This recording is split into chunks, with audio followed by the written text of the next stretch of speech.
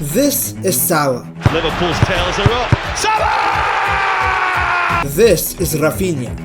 It's Raphinha! And Raphinha has won it for Barcelona! Salah, This season, top scorer, assist, top of that. Raphinha. He has been exceptional, playing without a doubt the best that we've seen in a Barca shirt. These guys are the two best players in the world. Two players capable of tearing defenses apart on their own. When you need a player who can single-handedly change a game, someone with fantastic footwork, blistering speed, and an eye for goal, you turn to them.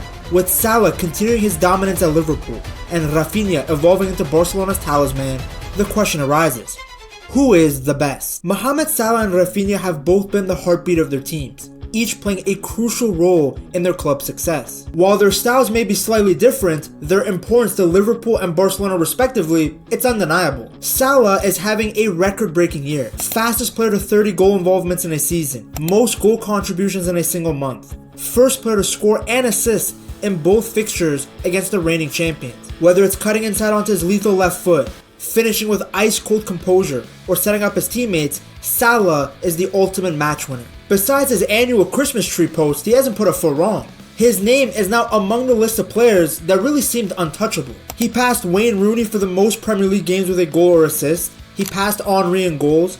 He's only behind Aguero for highest scoring overseas players in the Premier League. How many players are in the top 10 for assists and goals in Premier League history? Not many. His consistency has honestly been phenomenal. He is the first player since the competition began in 1992 to produce 10 plus goals and 10 plus assists in 4 consecutive seasons. He also became the first player in Premier League history to achieve over 25 goals and 15 assists in a single season. You know you are having an incredible year when your numbers start overlapping with Messi and Ronaldo. That's right, look at where his goals and assists lie among the 2 greatest players to have ever played the sport. As soon as you get into this territory, you have to say mashallah because you're doing a madness. The last 2 players to both score and assist in 10 matches in a single season in Europe's top 5 leagues are Messi and Salah. Keep in mind, when Messi got this record in 2014-2015, he was playing with Suarez, he was playing with Neymar, he had Iniesta. Salah achieved this while playing with Darwin Núñez. Listen, all respect to the Liverpool team, but they really have been carried by Mo Salah. Gakpo is having a good season, Szoboszlai has really turned up, and Luis Diaz is a good player. But you take Salah out of this team, and they are not Premier League winners. That's just my opinion. I think his impact with scoring and creating is too big. You take him out of that team and their level drops drastically. I actually think that's the biggest argument for why Salah deserves the Ballon d'Or, because the impact that he has in terms of being the most valuable player on a squad, I don't think anyone has as big of an impact on their team as Salah has this season. I mean, we're talking about a player who can win the Golden Boot, Playmaker of the Season, Player of the Year, and be a Premier League champion all in the same season. Want to know the funniest part? It wouldn't be the first time he got the Golden Boot and Playmaker award in the same season. That's how good he is. We are seeing a player in real time cement his legacy as the greatest right winger in Premier League history, maybe even the best player in Premier League history, and you got people on Twitter arguing whether Salah's game is aesthetic or not. You got people trying to discredit his season saying, oh, he's scoring tap-ins and penalties.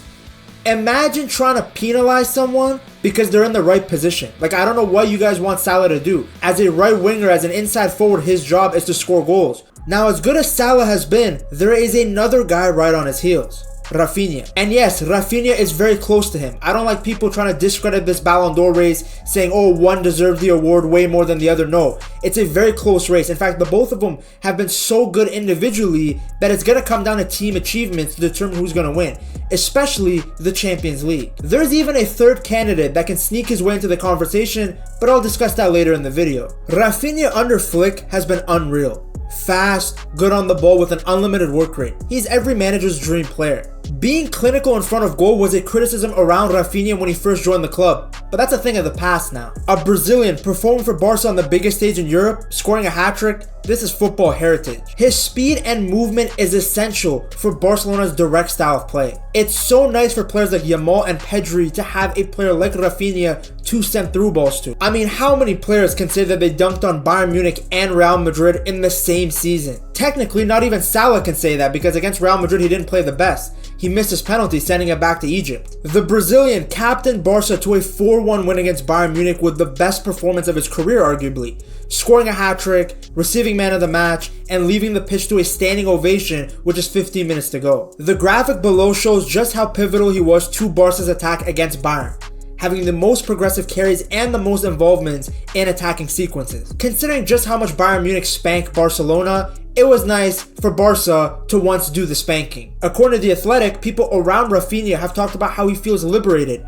knowing he has a decent chance to end games and show his full potential. In the past, Raphinha was frustrated that he was usually the first to be substituted in the second half of games, regardless of his performance. To be honest, I can't even blame him. It was a clockwork. Whether he was having a good game or bad game, come the 60th minute, Xavi was looking at him like, you gotta get back on the bench, buddy. Another big change has been the reshaping of Barca's physical training department, which is overseen by Deco. Reportedly, Raphinha previously felt his standards were not met in this department, leading to him actually hiring a personal physical trainer and physiotherapist outside the club. He has now stopped working with the external professionals after being so impressed by the new look personnel led by former Chelsea and Juventus physiotherapist Julio Tous. The results are so easy to see on the pitch. Raphinha is well ahead of everyone else in La Liga when it comes to high intensity sprints. Such relentless movement is so difficult to track and even harder to chase. It was a sharp run to get Raphinha in behind against Valladolid that carved open their defense for the first time in what became a 7-0 spanking. Flick definitely saw Raphinha's true potential as soon as he joined the club because he's profiled him better than any other manager. Raphinha's best quality is his movement and speed.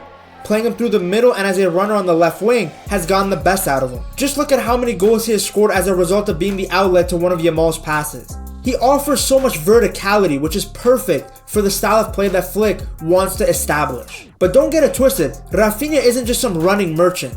He's not Adama Traore. Many times this season, he has shown extra technical responsibility, being happy to drop into deeper areas to help with the build-up across the pitch. This is exactly why he is at the top when it comes to most chances created in La Liga. It's also why his expected assists are so high. If Lewandowski could actually hit the side of a Ballon d'Or, Raphinha's stats would be infinitely better. Another thing that I forgot to mention, Raphinha doesn't take penalties for Barcelona. So imagine if he took pens instead of Lewandowski. That'd be at least another 5 to 8 goals added to his stats tally. Both Salah and Raphinha play with a lot of intensity, and I believe that is because both have been underappreciated throughout their career. Unlike many world-class players who break out at top clubs, the two of them took very unconventional paths to get to where they are. They came through lesser known leagues to reach the top. They constantly had to prove that they belonged among the best. So they both have a chip on their shoulder, a point to prove.